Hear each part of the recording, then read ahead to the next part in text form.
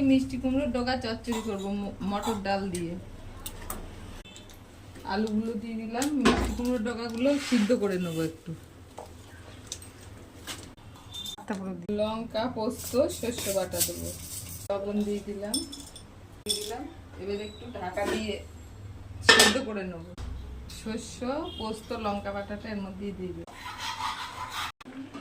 হয়ে গেছে, সবজিগুলো সিদ্ধ হয়ে গেছে। দিলাম কড়াইয়ে, দিলাম রাঁধুনি দিলাম, ডাল বাটাটা দিয়ে দিলাম,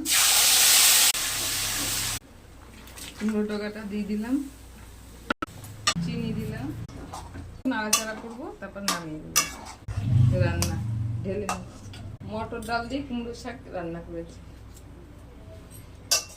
মটর ডাল বাটা দিয়েছি।